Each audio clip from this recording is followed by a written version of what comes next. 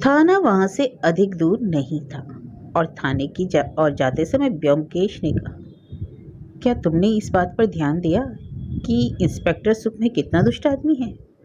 उसने सब लोगों के सामने अपने वर्दीधारी सिपाही को भेजा है ताकि ऐसा कोई भी नहीं बचे जिसे इस बात का पता न चल जाए कि हमारा पुलिस वालों के साथ संबंध है। लेकिन वह आपको क्यों बुला रहा है? शायद अमृत की पोस्टमार्टम रिपोर्ट आ गई है।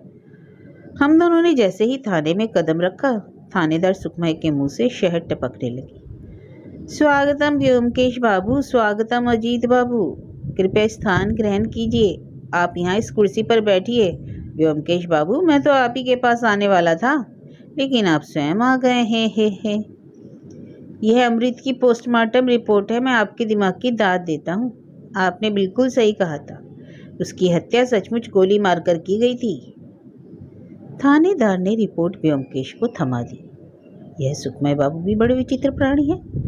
हमें ऐसे अनेक आदमियों से अपने काम के सिलसिले में मिलना पड़ा है और हमने उनकी कई बार प्रशंसा भी की है, लेकिन उनसे प्यार तो कभी नहीं किया। ऐसे लोग केवल पुलिस विभाग में ही नहीं बल्कि जीवन के प्रत्येक क्षेत्र में मिल जाते हैं। मैं समझता हूँ कि गोली उसके शरीर में ही पाई गई थी। कहाँ है वह? यहाँ मेरे पास है। एक नंबर युक्त डिब्बे से शीशे का एक टुकड़ा निकालकर सुखमय बाबू ने ब्योमकेश को थमा दिया। ब्योमकेश बाबू ने उसे अपनी हथेली पर रखकर कुछ देर तक देखा। उसके बाद सुखमय से पूछा, आपने इससे क्या अनुमान लगाया? यह किसी पिस्तौल अथवा रिवॉल्वर की गोली है, सुखमय बाबू ने उत्तर दिया। क्या इसमें भी अनुमान लगाने वाली कोई चीज है? सचमुच अनुमान लगाने की बात है, ब्योमकेश ने दावा किया। यह गोली दर्शाती है कि यह 38 ऑटोमेटिक से निकली है, जिसे युद्ध के दौरान अमरीकी सैनिक प्रयोग करते थे। इसलिए ब्योमकेश रुक गए। इसलिए जिस आदमी ने अमृत की हत्या की, उसके और जिस आदमी को आप खोजते हैं यहाँ आए हैं, उसके बीच कोई संबंध है? सुखमय बाबू ने कहा। दरअसल दोनों एक ही आदमी हो सकता है। क्या मैं ठीक कह रहा हूँ? मैं अभी कुछ इस बारे में नहीं कहूँगा, ब्योमकेश ने गोली वापस करते हुए प्रतिक्रिया दी। आपका काम अमृत के हत्यारे को पकड़ना है, जिसे आप आगे बढ़ाएंगे। मेरा लक्ष्य भिन्न है। सचमुच। वैसे मैंने सदानंद सूर के शव को पोस्टमार्टम के लिए अस्पताल भेज दिया। जितनी जल्दी रिपोर्ट आएगी मैं आपको उसे दिखा दूंगा। मुझे रिपोर्ट दिखाने की कोई ज़रूरत नहीं है। आपका भी केस है, मैं उसमें हस्तक्षेप नहीं करना चाहता। मैं किसी बड़ी मछली की तलाश में हूँ। ये छोटी मोटी शहरियों के पीछे अपना समय बर्बाद नहीं करना चाहता। लेकिन आप ठीक कह रहे हैं, सुखमय बाबू ने दावा किया। उनकी आंखों में मामूली चमक आ गई। लेकिन ब्योमकेश बाबू, जब आप बड़ी मछली को पकड़ने के लिए अपना जाल डालेंगे तो उसमें छोटी मछली भी तो फंस जाएगी। मुझे अपना जाल अलग से डालने की जरूरत नहीं पड़ेगी। आप जा रहे हैं? अच्छा, तो नमस्कार। हम वहां से चले आए। ब्योमकेश मेरी ओर देखकर मंद मंद मुस्कुराए। इस थानेदार की मक्कारी की कोई इंतहा नहीं थी। फिर भी मजाकिया लहजे में कही गई बातों पर आप मुस्कुराए बिना नहीं रह सकते हैं। अभी ज़्यादा धूप नहीं हुई है, चलो चावल मिलों की ओर एक चक्कर लगाकर आते हैं, ब्योमकेश ने मुझे सुझाव दिया। सड़क के रास्ते पैदल विश्वनाथ चावल मिल तक जाने में हमें केवल 5 मिनट लगे। वह 2 एकड़ क्षेत्र में फैली काफ़ी बड़ी मिल थी। मिल के परिसर में कटीली तारों की 4 दीवारी बनाई गई थी। मुख्य द्वार से मिल के अंदर प्रवेश करने पर मुझे एक गोरखा चौकीदार मिला। मिल के विशाल प्रांगण में चारों ओर पक्के रास्ते बने हुए थे। प्रांगण के आगे बाईं ओर एक विशाल भंडार था और उसके पास के शेड में इंजन कक्ष था।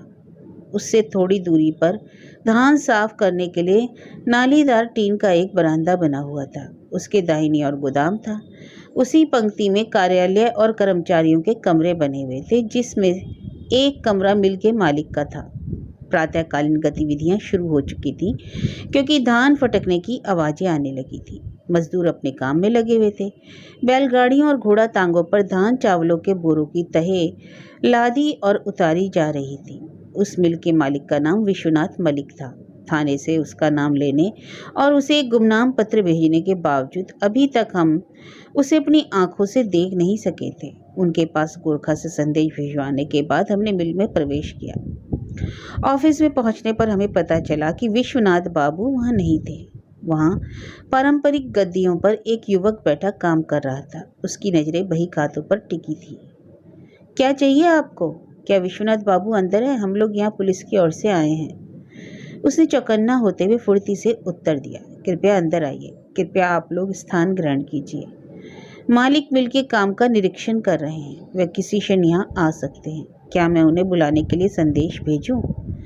कमरे के आधे फर्श पर बिछे गद्दे पर हम बैठ गए और सच कहूं तो पुराने जमाने के गद्दे आजकल के सोफे और कुर्सियों से अधिक आरामदेह थे।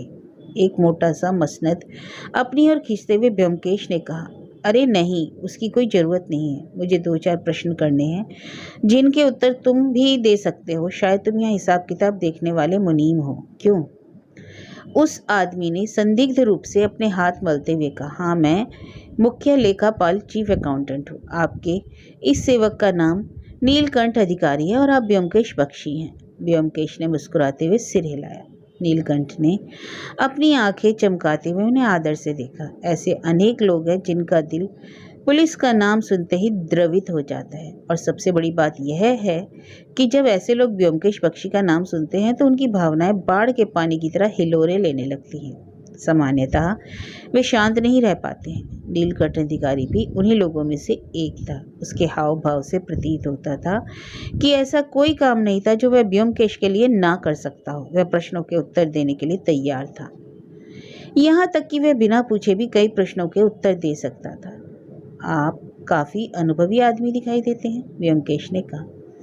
क्या आप यहाँ मिलकर सारा काम स्वयं देखते हैं? संकोचपूर्वक अपना हाथ मलते हुए नीलकंठ ने कहा, मालिक भी काफ़ी काम देखते हैं। उनकी अनुपस्थिति में सारी जिम्मेदारी मेरे ऊपर आ जाती है। क्या विश्वनाथ बाबू यहाँ नहीं रहते हैं? वे यहाँ रहते हैं, लेकिन जब अधिक काम नहीं होता तो वे कुछ दिनों के लिए कलकत्ता चले जाते हैं। मालिक का परिवार कलकत्ता में रहता है। मैं समझ गया। वे कितने दिनों से कलकत्ता नहीं गए? लगभग 1 महीने से। आजकल यहाँ बहुत काम है। अति उत्तम। तुम इन सब बातों की चिंता मत करो। क्या तुम बाघमारी गांव के युवक अमृत को जानते थे, जिसकी अभी हाल ही में हत्या हुई थी?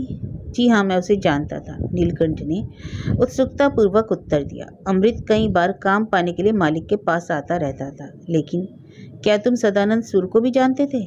आज सुबह मैंने सुना कि सदानंद बाबू पिछली रात एक बम विस्फोट में मारे गए थे। मैं उन्हें अच्छी तरह जानता था। वह यहाँ नियमित तौर पर आते रहते थे। वह यहाँ किस उद्देश्य से आते थे? उद्देश्य?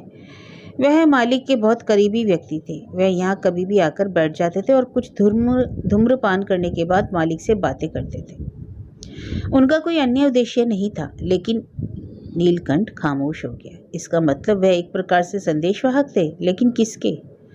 उन्होंने मालिक से लगभग 10 दिन पहले कुछ पैसा उधार लिया था। सचमुच? कितना पैसा? 500 रुपये। क्या उन्होंने पैसा उधार लेने के बाद कोई रसीद लिखी थी? नहीं। मालिक सदानंद बाबू पर बहुत विश्वास करते थे।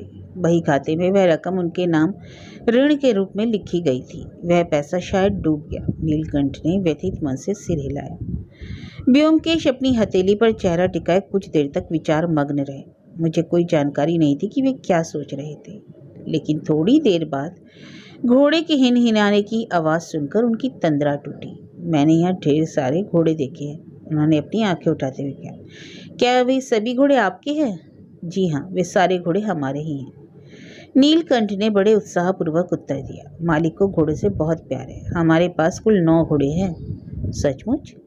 इतने सारे घोड़ों का यहाँ क्या काम है? क्या वे तांगे खींचते हैं? जी हाँ, वे तांगे भी खींचते हैं। इसके अलावा मालिक खुद भी इन पर सवारी करते हैं। अपनी जवानी के दिनों में वह एक जॉकी का काम करते थे। नीलकंठ? हमारे पीछे कहीं से नीलकंठ के मुंह पर घोड़े की चाबुक जैसी आवाज पड़ी। वह भयभीत होकर खामोश हो गया, जबकि हम दोनों ने उसकी ओर अपने सिर घुमाए। दरवाजे पर एक आदमी खड़ा था। उसकी आयु लगभग 40 वर्ष थी। वह नाटा और पतला था। उसके सूखे हुए चेहरे पर बड़ी बड़ी आंखें थीं।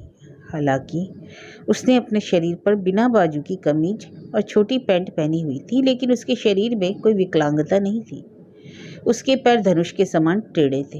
इसमें कोई संदेह नहीं था कि वह आदमी उस मिल का मालिक और भूतपूर्व जॉकी विश्वनाथ मलिक था। विश्वनाथ मलिक ने एक बार भी हमारी ओर नहीं देखा। वह लगातार नीलकंठ को एकदम घूरे जा रहा था। उसने कमरे के अंदर कदम रखते हुए नीलकंठ से कहा, जल्दी करो, स्टेशन पहुंचाने वाला सामान तैयार है, उसे जाकर देखो। नीलकंठ किसी चाबुक लगे घोड़े की तरह घूट निकलता हुआ कमरे से बाहर निकल गया। विश्वनाथ मलिक हमारी ओर मुखातिब हुए। उनके चेहरे पर मिल मालिक होने की गंभीरता साफ दिखाई दे रही थी। उन्होंने मुस्कुराते हुए कहा, नीलकंठ बड़ा बातूनी है।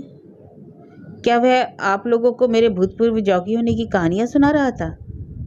आपके जॉकी होने का विषय घोड़ों के बारे में हुई चर्चा के दौरान उठा था, व्योमकेश ने कहा। हर एक आदमी अपने दुखद अतीत को भुलाने की कोशिश करता है, विश्वनाथ ने मुस्कुराते हुए कहा, लेकिन मैं व्यथित नहीं हूँ। इसके विपरीत मुझे अपना जॉकी वाला व्यवसाय छोड़ने का दुख है। यदि मैं घुड़सवारी नहीं छोड़ता तो अब तक शायद खेम सिंह या खाड़े बन चुका होता। खैर, आप लोग इसके बारे में चिंता मत कीजिए। आप व्योमकेश बाबू हैं ना? क्या आप यहाँ सदानंद सूर की हत्या के मामले में पूछताछ करने आए हैं? चलिए आपके साथ अपने चैम्बर में बैठकर बात करता हूँ। बीशू मलिक का कक्ष बड़ी सफाई से आधुनिक शैली में सजाया गया था। उसमें एक मेज और अनेक कुर्सियां लगी थीं। हम लोगों के बैठ जाने के बाद उन्होंने अपनी मेज की दराज से सिगरेट का एक डिब्बा निकाला। बीशू मलिक देखने में बेशक दुबले पतले थे, लेकिन उनके व्यवहार से प्रतीत होता था कि वे अत्यंत आत्मविश्वासी व्यक्ति थे। यह समझना भी कठिन नहीं था कि उनकी शक्तिशाली बुद्धिमत्ता उनकी आंखों में चमक रही थी। हमारी सिगरेट जलाने के बाद उन्होंने अपनी सिगरेट सुलगाई और मेज के पीछे जाकर अपनी कुर्सी पर बैठ गए। मैं आपके संताल गोला आने का कारण जानता हूँ व्योमकेश बाबू, उसने कहा। शायद यहाँ का हर एक आदमी यह बात जानता है। अब आप मुझे यह बताइए कि मैं आपकी क्या सेवा कर सकता हूँ। और इसमें कोई संदेह नहीं कि नीलकंठ मेरे बारे में आपको सब कुछ बता चुका है। यदि आप मुझे हथियारों के मामले में संदिग्ध मानते हैं तो आप मेरी मिल की तलाशी लेने के लिए स्वतंत्र हैं। मुझे कोई आपत्ति नहीं है। तलाशी लेने के बारे में हम बाद में बात करेंगे, व्योमकेश ने मुस्कुराते हुए कहा। फिलहाल तो आप मेरी एक बिंदु पर मेरी व्यक्तिगत जिज्ञासा शांत कीजिए। आपने अपनी जॉकी का पेशा छोड़कर यह मिल शुरू क्यों की? और जहाँ तक मैं जानता हूँ आपके लिए जॉकी का पेशा बड़ा लाभप्रद था। हाँ, इसमें कोई संदेह नहीं कि वह लाभप्रद है, लेकिन जॉकी के जीवन में अनेक नियम होते हैं व्योमकेश बाबू। आपका वजन ना बढ़े, इसके लिए आपको आधे पेट भोजन करना पड़ता है। उसके अतिरिक्त भी कई मजबूरियां हैं। वह मेरी चाय की तरह सरल नहीं है। युद्ध शुरू होने से पहले मैंने यह मिल अपनी बचत के धन से खोली थी। अब मेरा काम आसानी से चल रहा है और आमदनी भी बुरी नहीं है। लेकिन आपको घोड़ों के प्रति अपना प्यार नहीं त्यागना चाहिए था, व्योमकेश ने अनुक्रिया की। मैं समझता हूँ कि आपके पास अब भी यहाँ अनेक घोड़े हैं। जी हाँ, विशु बाबू ने उत्साहपूर्वक उत्तर दिया। मैं घोड़ों से प्यार करता हूँ। उनके समान कोई अन्य जानवर इतना समझदार और स्वामी भक्त नहीं है। यदि किसी व्यक्ति को सचमुच कोई सच्चा साथी चाहिए तो उसे कुत्तों की बजाय घोड़ों से दोस्ती करनी चाहिए। आपकी बात सही है, व्योमकेश मुस्कुराए। मैं भी कुत्तों की बजाय घोड़ों को अधिक तरजीह देता हूँ। घोड़े विभिन्न रंगों में मिलते हैं, लाल, सफ़ेद, काले। यद्यपि हमारे देश में सफ़ेद अथवा काले घोड़ों की अपेक्षा लाल घोड़े अधिक पाए जाते हैं। संताल गोला को ही ले लीजिए, यहाँ अनेक घोड़े हैं, लेकिन मैंने अभी तक एक भी सफ़ेद या काला घोड़ा नहीं देखा। आप ठीक कह रहे हैं, विशु बाबू ने कहा। यहाँ आसपास एक भी सफ़ेद घोड़ा नहीं है, परंतु वास्तव में एक काला घोड़ा जरूर है। वह बद्रीदास मारवाड़ी का घोड़ा है। बद्रीदास, यह कौन है? यहाँ एक अन्य चावल मिल भी है जिसके मालिक बद्रीदास गिरिधर लाल हैं। उनके पास अनेक घोड़े हैं, जिनमें एक काला घोड़ा भी है। व्योमकेश ने अपनी सिगरेट की राख एस्ट्रे में झाड़ी। तो यहाँ आसपास एक काला घोड़ा है, उन्होंने अनिच्छापूर्वक कहा, मानो उनकी उत्सुकता समाप्त हो गई हो। खैर, अब मुद्दे पर आते हैं। जो सूचना मुझे आपके कर्मचारी से पहले ही मिल चुकी है, उसके बारे में आपसे दोबारा पूछताछ करके मैं अपना समय नहीं नष्ट करने वाला। आपने सदानंद सूर की मृत्यु के बारे में तो सुना ही होगा। इत्तेफाक से उस समय मैं बागमारी में ही था। बड़ी भयानक मौत थी वह। मुझे बताया गया था कि उनकी मौत एक बम विस्फोट में हुई थी, विशु बाबू ने कहा। क्या आपने उसे देखा था? मौत के कारणों का संक्षिप्त उल्लेख करने के बाद व्योमकेश ने अपनी बात आगे बढ़ाई। अब वह केवल सदानंद सूर की मौत का ही मामला नहीं रह गया है, बल्कि उसमें बम का मामला भी जुड़ गया है, जिसकी संपूर्ण जांच की जानी चाहिए। आप एक बुद्धिमान व्यक्ति हैं। आप इस मामले में मेरी काफ़ी सहायता कर सकते हैं। मैं किस प्रकार से सहायता कर सकता हूँ? आप यहाँ काफ़ी लंबे समय से रहते हैं, आपको यहाँ के जरे जरे की जानकारी है। आप यहाँ तब भी थे जब अमेरिकी सैनिकों ने यहाँ अपना पड़ाव डाला था। क्या आप मुझे उन लोगों के नाम बता सकते हैं जो बार बार उनके शिविरों में जाते थे? वीशु बाबू ने कुछ देर तक आंखें बंद करके सोचा। उसके बाद उन्होंने कहा, मैं यह तो नहीं कह सकता कि कोई अमेरिकी सैनिकों के शिविर में बार बार जाता था कि नहीं, लेकिन सैनिकों को हर जगह देखा जा सकता था। वे लोग अत्यंत मिलनसार थे, यहाँ तक कि उन्होंने मेरी मिल का भी कई बार दौरा किया। क्या उन्होंने कभी आपको अपने हथियार बेचने की कोशिश की? हाँ, उन्होंने ऐसी कोशिश की थी, वीशु बाबू ने फीकी मुस्कान के साथ बताया। एक सार्जेंट ने मुझे अपनी पिस्तौल बेचने की कोशिश की, लेकिन मैंने उसे नहीं खरीदा। संभव है आपने ना खरीदी हो, लेकिन किसी अन्य ने तो अवश्य खरीदी होगी। प्रश्न यह है कि वह व्यक्ति कौन था? क्या आप कोई अनुमान लगा सकते हैं? कतई नहीं। यदि मुझे कोई अंदाजा होता तो मैं आपको पहले ही सूचित कर देता। व्योमकेश बाबू। व्योमकेश कुछ देर तक खामोश होकर सोचते रहे। एक बात और, आपके विचार से संताल गोला जैसी छोटी जगह में कोई इतने घातक हथियार कहाँ छिपा सकता था? अपनी आंखें बंद करके उन्होंने कुछ देर और सोच विचार किया। इसके बाद वीशु बाबू ने उत्तर दिया, क्या आप इस बात से सहमत है कि हथियार अभी संताल गोला में ही है? लेकिन मेरे विचार से ऐसा मामला नहीं है। मान लेते हैं कि वे यहाँ है। अच्छी बात है, लेकिन मुझे शस्त्रों के आकार अथवा बंदूकों के बमों के आकार की कोई जानकारी नहीं। किसी गुप्त स्थान की जानकारी मुझे कैसे हो सकती है? और मैं उसे किस तरह पहचान सकता हूँ? यदि पुलिस यहाँ के प्रत्येक मकान और प्रत्येक गोदाम, हर एक चावल मिल की तलाशी ले, तो संभव है कि उसे उन्हें खोज पाने में सफलता मिल जाए। व्योमकेश ने सिर हिलाते हुए कहा कि यह कैसे संभव हो सकता है? अच्छा, चलिए मान ही लेते हैं कि यदि यह संभव भी हो, तो जिस आदमी ने यह काम किया होगा वह इतना मूर्ख तो होगा नहीं कि हथियारों को किसी ऐसे स्थान पर छिपाएगा जहाँ से पुलिस उन्हें आसानी से खोज ले। और यदि वह इतना मूर्ख हुआ तो पुलिस ने तो उसे बहुत पहले ही गिरफ्तार कर लिया होता। तो फिर इस विषय में आप क्या सोचते हैं? वीशु बाबू ने उत्सुकता पूर्वक पूछा। उसने उन्हें कहाँ छिपाया होगा? थोड़ा सोचने के बाद व्योमकेश ने जवाब दिया, उसने हथियारों को किसी ऐसे स्थान पर छिपाया होगा जहाँ किसी के जाने पर कोई रोक टोक ना हो, फिर भी वहाँ कोई जाता ना हो, और किसी ऐसी जगह जहाँ यदि हथियार मिल भी जाए तो यह साबित नहीं किया जा सके उन्हें वहाँ किसने छिपाया था।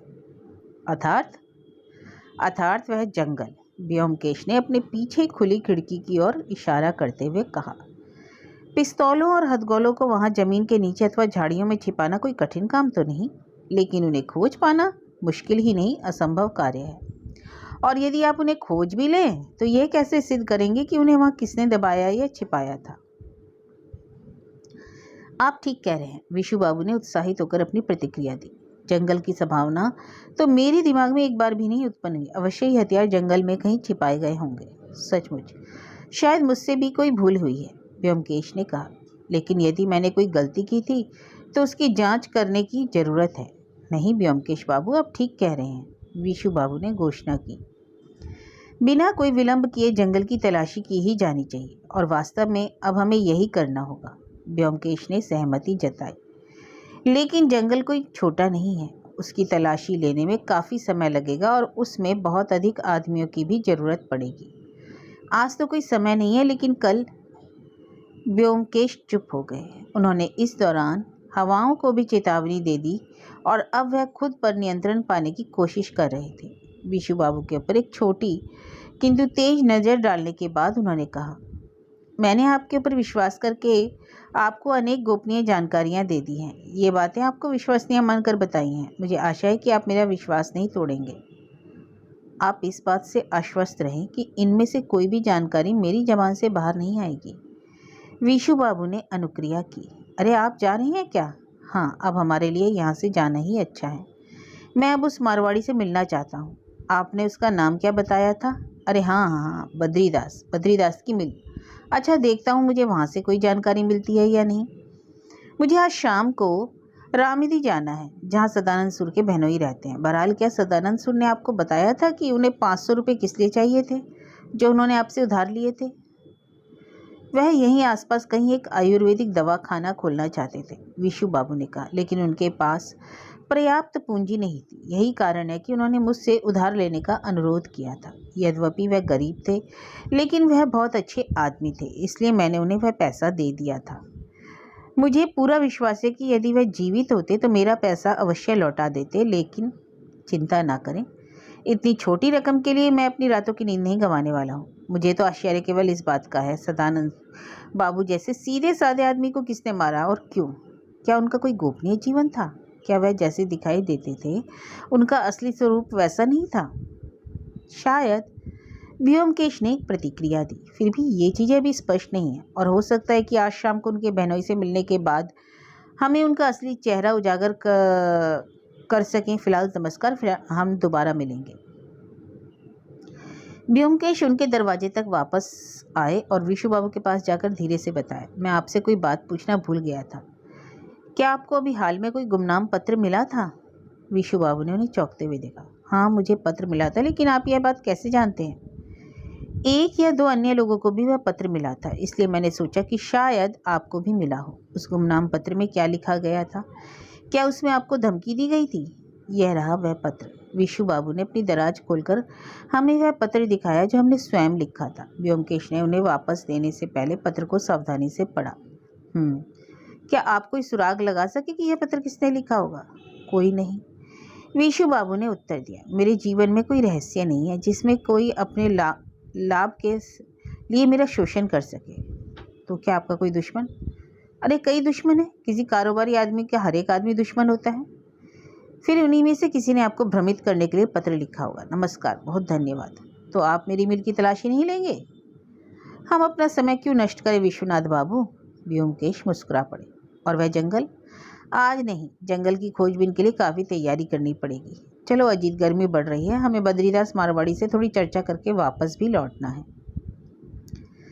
लेकिन बद्रीदास मारवाड़ी के साथ हुआ वार्तालाप अत्यंत ही नीरस रहा। आमतौर पर मारवाड़ियों के दो चेहरे होते हैं। पहली किस्म के लोग नाटे और बत्तख की तरह उकड़ू बैठने वाले होते हैं और दूसरे वे लोग जो सारस की तरह पतले और लंबे। बद्रीदास दूसरी श्रेणी में आता था। उसकी मिल का आकार प्रकार विशु बाबू की मिल जैसा ही था। चावल सुखाने के लिए वैसा ही फर्श, उतना ही बड़ा भंडार, वैसा ही गोरखा चौकीदार, उसी प्रकार का मुख्य द्वार भी। नक्शे की बात करें तो दुनिया भर की राइस मिलें सगे भाइयों जैसी थी। बद्रीदास की आयु लगभग 35 और 40 वर्ष की थी।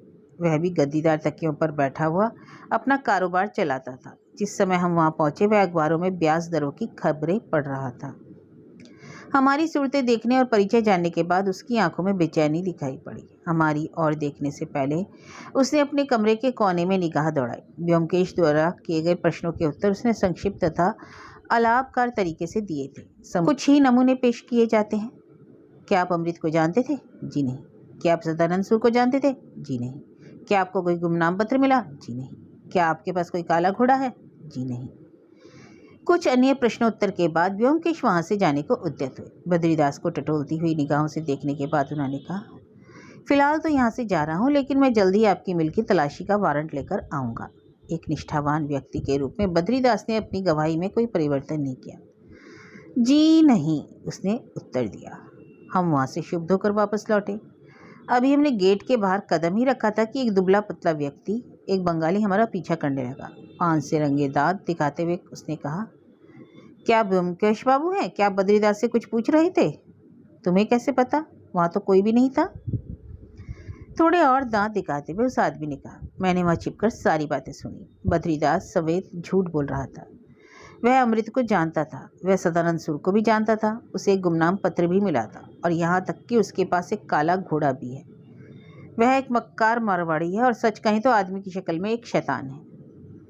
उस आदमी को ऊपर से नीचे तक देखने के बाद व्योमकेश ने शांत होकर पूछा, तुम कौन हो? मेरा नाम राखाल दास है, मैं मारवाड़ी के यहाँ काम करता हूँ। क्या तुम्हें अपनी नौकरी चले जाने का डर नहीं? वह तो मैं पहले ही खो चुका। बद्रीदास ने मुझे नोटिस दे दिया। इस महीने के अंत में मैं यहाँ से मुक्त हो जाऊँगा। उसने तुम्हें नोटिस क्यों दिया? बद्रीदास की बिरादरी का कोई आदमी आ गया है, मेरी जगह वह उसे नौकरी पर रखेगा। बद्रीदास बंगालियों को काम पर नहीं रखता है। हम अपने मार्ग पर चलते रहे। वह आदमी भी हमारे पीछे चलता रहा। आप इस सच्चाई को मत भूलिए व्योमकेश बाबू, वह बद्रीदास पैदाइशी दुष्ट आदमी है।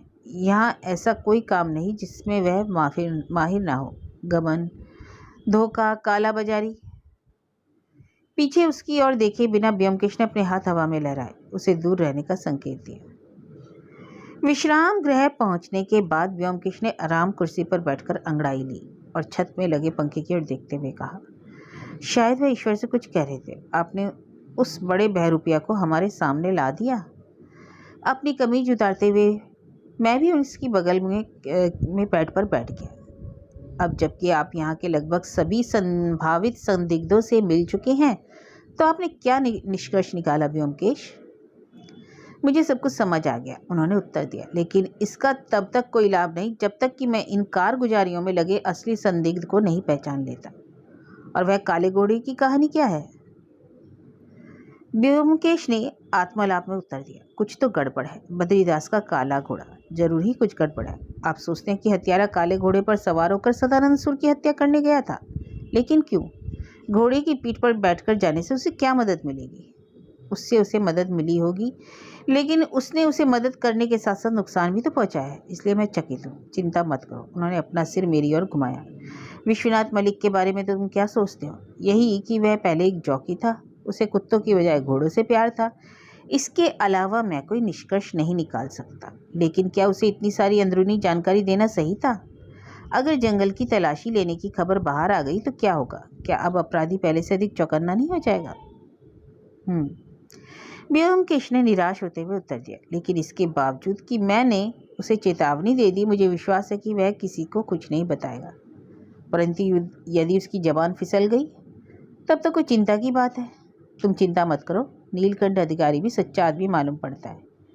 वह अपने मालिक का बहुत वफादार है। क्यों, ऐसा ही है ना? हाँ, लेकिन राखाल दास, वह एक कमीना आदमी है। चूंकि बद्रीदास ने उसे नौकरी से निकाल दिया, इसलिए वह उससे बदला लेने की फिराक में है। परंतु क्या वह झूठ बोल रहा था? नहीं, उसकी कही हर एक बात सच थी। लंच के बाद हमने कुछ देर विश्राम किया। इस बीच व्योमकेश लगातार व्याकुल दिखाई दिए और मैं उनकी व्यग्रता का कारण कतई समझ नहीं पाया। रामदी जंक्शन जाने के इरादे में से 4:30 बजे हम विश्राम गृह से निकल गए। 4:45 बजे रामदी जाने वाली गाड़ी आने वाली थी और उसे 5:10 पर रामदी पहुंचना था। प्रणकेशपाल से बात करने में हमें अधिक समय नहीं लगने वाला था। हम अपने टिकट खरीदने के बाद प्लेटफार्म पर पहुंच गए। गेट पर हमारी टिकट की जांच करने के बाद मंतोष ने पूछा, आप लोग वापस कब लौटेंगे? यही आज रात 10 बजे तक, व्योमकेश ने उत्तर दिया। प्लेटफार्म पर यात्री एकत्र हो गए। गाड़ी लगभग 5 मिनट के अंदर आने वाली थी। आसपास नजर दौड़ाते हुए हमने देखा गोल मटोल इंस्पेक्टर सुखमय कृष्णकाय स्टेशन मास्टर हरिविलास बाबू से कोई गोपनीय वार्ता कर रहा था। हमें देखकर सुखमय बाबू ने हमारी ओर अपना हाथ लहराया हुआ टहलता हुआ हमारे पास आ पहुंचा। उसकी आंखें उत्सुकता से नाच रही थी। हाँ, कहीं जा रहे हैं? रामदी तक जा रहे हैं, हमें वहाँ कुछ काम है। और आप? मैं कहीं नहीं जा रहा हूँ, मैं यहाँ किसी का स्वागत करने आया हूँ। इस गाड़ी से आ रहा है। वह कौन है? उसका नाम नफर कुंडू है, सुखमय बाबू ने उत्तर दिया। जब उसने चावल के बोरे गाड़ी से भेजे थे तो रास्ते में धक्का लगने से एक बोरा फट गया। उसमें से 2 किलो अफीम निकलकर बाहर गिर पड़ी। वह इसी गाड़ी पर था। वह गाड़ी से उतरकर स्टेशन मास्टर के कार्यालय की दिशा में कहीं गायब हो गया है। व्योमकेश भी प्लेटफार्म पर लगी चौकोर टाइलों के ऊपर त्योरी चढ़ाए चल पड़े। बद्रीदास भी यही है। बद्रीदास अपने गोदाम की ओर से सारस की तरह स्टेशन की ओर आ रहा था। उसके बर्ताव से लगा कि उसने हमें देख लिया है, लेकिन वह हमारी ओर मुड़े बिना प्लेटफार्म में से आहिस्ता आहिस्ता बाहर निकल गया। व्योमकेश की त्योरियां और भी घनी हो गई। विशु बाबू भी यही हैं? 1 मिनट बाद मैंने कहा, आखिर यहाँ क्या चल रहा है? घुड़सवारों की जोधपुरी पोशाक पहने विशु बाबू गेट से अंदर आए। हमें देखने के बाद मुस्कुराते हुए हमारी ओर बढ़े। हेलो, कहीं जा रहे हैं क्या? रामदी तक। अच्छा, सदानंद सुर के बहनोई के पास? जी हाँ, रात 10 बजे तक वापस आ जाएंगे। और आप? मेरा कोई माल आने वाला था, इसलिए उसी के बारे में पूछताछ करने यहाँ आया था। मैं देखता हूँ कि वह आया ही नहीं। अपने दुबले पतले चेहरे पर मायूस मुस्कान के साथ वह पार्सल घर की ओर चला गया। इसी बीच हमें गाड़ी के इंजन की भाप दिखाई पड़ी। कुछ ही पलों में सवारी गाड़ी प्लेटफार्म पर आ गई। इससे पहले कि हम गाड़ी पर सवार होते, हमने देखा एक अधेड़ा आदमी को घेरे हुए कुछ पुलिसकर्मी तीसरी श्रेणी के डिब्बे से नीचे उतर रहे। अनुमान लगाया कि यही अफीम प्रेमी नफर कुंडू था। निश्चय ही वह गुमनाम खत मिलने के बाद कहीं जाकर छिप गया था। 2 या 3 मिनट बाद गाड़ी चल पड़ी। व्योमकेश के चेहरे पर चिंता की लकीरें पल पल गहराती जा रही थी। ऐसा प्रतीत हुआ मानो वह अचानक किसी नई समस्या से परेशान हो गए थे, कुछ तय नहीं कर पा रहे थे। मामला क्या है? मैंने पूछा। आप बहुत दुविधा में दिखाई दे रहे हैं। इससे पहले कि वह कोई उत्तर देते, गाड़ी के पहियों से अचानक चिचियाने की आवाज़ आई और वह खड़ी हो गई। खिड़की से अपनी गर्दन निकालते हुए मैंने महसूस किया कि गाड़ी शायद इसलिए रुक गई हो कि ग्रीन सिग्नल ना मिला हो। कटीली तारों के बीच से बागमारी गांव साफ दिखाई दे रहा था। जो होता है अच्छे के लिए होता है, कहते हुए ब्योमकेश उछल पड़े। ऐसा लगा मानो सारी समस्याएं हल हो गई हैं। मैं यहीं उतर रहा हूँ अजीत, अच्छा होगा कि तुम रामदी अकेले जाओ। प्रणकेष्ठ बाबू से सारी जानकारी ले लेना। यह जांचना मत भूलना कि सदानंद बाबू ने अपना संदूक वहां छोड़ा था या नहीं, ठीक है? सीटी बजाने के बाद गाड़ी धीरे धीरे आगे सरकी। व्योमकेश कूदकर उतर गए। मैंने उन्हें खिड़की से कौतूहल पूर्वक देखा। कटीले तारों से सिकुड़कर बाहर निकलते हुए उन्होंने अपना हाथ मेरी ओर लहराया और गांव की ओर चल पड़े। व्योमकेश ने अतीत में कभी भी इस तरह मुझे अकेला नहीं छोड़ा था। मुझे अपने सिर पर आसमान गिरता प्रतीत हुआ। मैं प्रणकेष्ठ बाबू से किस प्रकार पूछताछ कर पाऊंगा? व्योमकेश जब किसी से पूछताछ करते थे तो मैं उनकी तकनीक का आनंद लेता था, लेकिन मैंने खुद कभी किसी से पूछताछ नहीं की थी। कौन जानता था कि मेरे सामने क्या कठिनाई आने वाली थी? व्योमकेश ने मुझे कितना कठिन कार्य सौंप दिया था। यात्री गाड़ी अपने छोटे छोटे पहियों पर आगे बढ़ रही थी। यद्यपि रास्ते में प्रत्येक 2 या 3 मील पर स्टेशन आते जा रहे थे, गाड़ी जल्दी ही रामदी पहुंचने वाली थी। इसी बीच मैंने अपनी पूछताछ का पूरा खाका अपने मन में खींच लिया। सबसे पहला विचारणीय प्रश्न यह था कि व्योमकेश प्रणकेष्ठ बाबू से क्यों पूछताछ करना चाहते थे। प्रणकेष्ठ बाबू सदानंद सूर के बहनोई थे। उनकी पत्नी संभवतः उनकी संपत्ति की एकमात्र वैध उत्तराधिकारिणी थी, क्योंकि सदानंद बाबू के अपने परिवार में कोई नहीं था। क्या सदानंद बाबू ने कलकत्ता जाते समय अपना संदूक अपने बहनोई के यहाँ जमा कर दिया था? क्या उस संदूक में कोई कीमती चीज थी? प्रणकेष्ठ बाबू रोजाना अपने काम के सिलसिले में उधर से होकर गुजरते थे। उनके लिए अपनी ट्रॉली से उतरकर बागमारी जाना कोई कठिन काम तो नहीं था। क्या व्योमकेश को यह संदेह था कि सदानंद बाबू की हत्या उनके बहनोई ने की थी? रामदी जंक्शन पहुंचने के बाद मुझे प्रणकेष्ठ पाल का पता खोजने में कोई खास परेशानी नहीं हुई। वह स्टेशन परिसर में एक कटीली तारों से घिरी 4 दीवारी के अंदर बने रेलवे के क्वार्टर में रहते थे। उनके घर के सामने एक छोटा सा उद्यान था। बिना बाजू की बनियान और पतलून पहने एक आदमी खुरपी से उद्यान की निराई गुड़ाई कर रहा था। जब उसकी दृष्टि मेरे ऊपर पड़ी तो वह हैरान रह गया। क्या आप प्रणकेष्ठ पाल हैं? मैंने पूछा। हमारा प्रश्न सुनकर खुरपी उसके हाथ से फिसलकर नीचे गिर पड़ी। उसका मुंह खुला रह गया और कुछ पल बाद उसने भौचक्का होकर सहमति में गर्दन हिलाई। मैं यहाँ पुलिस की ओर से आया हूँ, मैंने उसे बताया। आपने शायद सुना होगा कि आपके बहनोई सदानंद सूर की मौत हो गई। वह इतना हतप्रभ हुआ कि जैसे उसकी पतलून ही सरक कर नीचे गिर जाएगी। वह आश्चर्य से उछल पड़ा। सुशीला सुशीला की आवाज़ लगाता हुआ घर के अंदर चला गया। मैं भी कम चकित नहीं था। किसी के लिए भी वैसा बर्ताव अप्रत्याशित ही हो सकता था। मैंने अपने मन में उसकी छवि अपनी पत्नी के भाई के हत्यारे के रूप में निर्मित की थी। पुलिस का नाम सुनते ही वह थोड़ा सहम भी गया था। और जब तक क्या वह किसी दुर्दांत अपराधी द्वारा किया गया दिखावा था? क्योंकि अपने बचाव के लिए कोई भी शातिर अपराधी पुलिस की आंखों में धूल झोंक सकता था। क्या प्रणकेष्ठ बाबू भी इस तरह के इंसान थे? और सुशीला कौन थी? क्या वह उसकी पत्नी थी? 5 मिनट तक अंदर से कोई आवाज़ बाहर नहीं सुनाई पड़ी। अभी मैं कुछ सोच ही रहा था कि उसे आवाज़ दूं या वापस चला जाऊं। प्रणकेष्ठ बाबू दरवाजे के पास नजर आए। ऐसा प्रतीत हुआ कि उन्होंने अपने ऊपर काबू पा लिया था। उनकी पतलून अभी भी पहले जैसी थी, परंतु अब उन्होंने अपनी बनियान के ऊपर एक बुशर्ट पहन ली थी। कृपया अंदर आ जाइए, एक निर्जीव मुस्कान के साथ उसने हमें आमंत्रित किया। मैं उनके अतिथि कक्ष में प्रवेश कर गया। वह एक छोटा सा साधारण कमरा था, जिसमें बेत की सस्ती कुर्सियां और मेज रखी थी। घर के अंदरूनी भाग में जाने वाले दरवाजे पर एक पर्दा टंगा था। एक प्रकार से वह पश्चिमी शैली का साफ सुथरा कमरा था। मैं दरवाजे की ओर अपनी पीठ करके बैठ गया, जबकि प्रणकेष्ठ बाबू मेरे सामने वाली कुर्सी पर बैठ गए। तो क्या आपको अपने बहनोई की मृत्यु की सूचना मिल गई?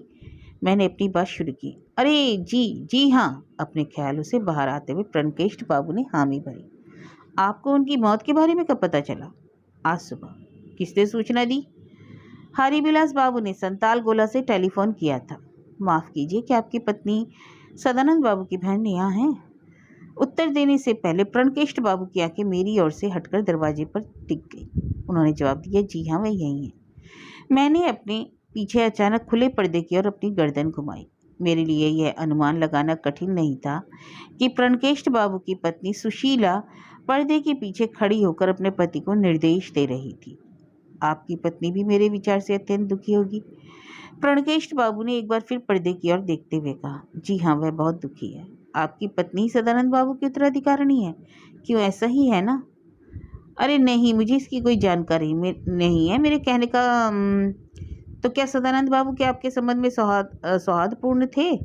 अरे हाँ, अत्यंत सौहार्दपूर्ण थे। क्या आप दोनों अक्सर एक दूसरे से मिलते रहते थे? जी हाँ, सचमुच। एक बार फिर उनकी आंखें पर्दे पर जा टिकी। कहने का तात्पर्य है खास तौर से, अक्सर नहीं, महीने में एक आध बार। आपने उन्हें आखिरी बार कब देखा था? आखिरी बार मुझे ठीक से याद नहीं है। क्या वह आपसे 10 या 12 दिनों पहले आपके घर पर मिले थे? सचमुच नहीं। प्रणकेष्ठ बाबू की आंखें भय से भर गईं। क्या उन्होंने कलकत्ता जाने से पहले आपके पास अपना लोहे का संदूक नहीं रखा था? प्रणकेष्ठ बाबू इस प्रश्न से पूरी तरह कांपने लगे। अरे नहीं, कोई लोहे का संदूक, लेकिन मैं नहीं। अरे आप इतना घबरा क्यों रहे हैं? मैंने टोकते हुए पूछा। मैं भयभीत कतई नहीं। पर्दा हटाकर प्रणकेष्ठ बाबू की पत्नी ने प्रवेश किया। अपने पत्नी की कुर्सी के पीछे खड़ी होकर उन्होंने विनम्रता पूर्वक कहा, मेरे पति स्वभाव से ही डरपोक हैं। अजनबियों के सामने तो ये अधिक घबरा जाते हैं। आप मुझे बताइए, क्या जानना चाहते हैं? मैंने उन्हें निकट से देखा। वह मजबूत कदकाठी वाली लगभग 35 वर्ष की महिला थी। उनके चेहरे पर दृढ़ता एवं आंखों में तीव्रता थी। उनके चेहरे पर अपने भाई की मृत्यु से उत्पन्न शोक का कोई संकेत नहीं था। मुझे यह समझने में कतई देर नहीं लगी कि वह एक विकट स्त्री थी। मैं अपने पैरों पर खड़ा हो गया। मुझे जो कुछ जानना था मैंने सब जान लिया। अब मेरे पास आपसे कुछ और अधिक पूछने के लिए नहीं है। नमस्कार। मेरा सुशीला से पूछताछ करने का कोई इरादा ही नहीं था। स्टेशन पर वापस आने के बाद मुझे पता चला कि मेरे वापस जाने के लिए रात 9 बजे से पहले कोई गाड़ी नहीं है। मुझे वहाँ बीच के 2.5 घंटे बिताने थे। मैंने स्टेशन के चाय वाले से 1 कप चाय खरीद कर पी और अपने स्वभाव के अनुसार कई सिगरेटें फूंक डाली। इस बीच मेरा ध्यान प्रणकेष्ठ बाबू और उसकी पत्नी पर ही टिका रहा, और संभव है प्रणकेष्ठ बाबू स्वाभाविक तौर पर डरपोक किस्म के व्यक्ति हों, परंतु मेरी उपस्थिति में उनकी अत्यधिक व्यग्रता उनकी शिथिल नाड़ियों के कारण नहीं थी। उसके पीछे भी अनिवार्यता कोई अन्य कारण अवश्य रहे होंगे। वे कारण क्या थे? प्रणकेष्ठ बाबू ने अपनी पत्नी के निर्देश पर मुझसे अनेक झूठ बोले थे। उदाहरण के तौर पर यही कि क्या सदानंद सुर के संबंध प्रणकेष्ठ पाल के साथ मधुर थे या नहीं, क्या वह अपने साले के घर बार बार आते जाते थे या नहीं, क्या उन्होंने 10-12 दिन पहले कलकत्ता जाने से पूर्व अपने बहनोई के घर अपना संदूक रखा था। संदूक में अवश्य ही कोई कीमती चीज रही होगी। वह कीमती चीज क्या रही होगी? क्या वह पैसा था, आभूषण, हथियार? इन सब चीज़ों के बारे में कोई अनुमान लगाना कठिन था, लेकिन मुझे लगता है कि सुशीला नाम की वह औरत संदूक में रखी चीज़ों के बारे में अपनी उत्सुकता पर काबू नहीं रख पाई होगी और उसने ताला तोड़ दिया होगा। सुशीला जैसी खूंखार स्त्री के लिए कुछ भी असंभव नहीं था, लेकिन उसके बाद संभव है कि उन्हें संदूक में जो कुछ मिला उससे वे सदानंद सूर की हत्या करने पर विवश हो गए हों। यह भी हो सकता है कि संदूक में कोई हथगोला था जिसका उपयोग उन्होंने किया हो, लेकिन नहीं। सुशीला चाहे कितनी भी दुर्दम्य स्त्री क्यों न रही हो, क्या वह वास्तव में अपने भाई की हत्या कर सकती थी? और इतने जघन्य अपराध में प्रणकेष्ठ पाल का क्या शामिल होना तो पूर्णतः असंभव था। लेकिन स्टेशन मास्टर हरिविलास बाबू को अपने मित्र को इतनी दुखद सूचना पहुंचाने की इतनी जल्दी क्या थी? क्या वह एक मित्र की सदस्यता थी? रात को 9 बजे मैं संताल गोला वापस लौट आया। चंद्रमा आकाश में दिखाई देने लगा और बाजार में खामोशी छा गई थी।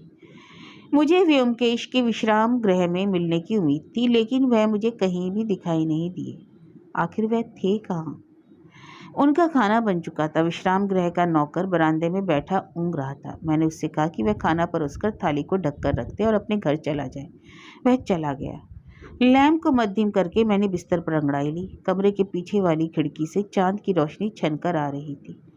व्योमकेश कहाँ गायब हो गए थे? वह उसी से मैं अचानक गाड़ी से कूद गए थे। वे इस समय तक बागवानी में क्या कर रहे होंगे? मुझे नींद आ गई। मेरे कानों में व्योमकेश के बुदबुदाने की आवाज़ पड़ी तो मैं जाग गया। उठो अजीत, आओ और इसे देखो।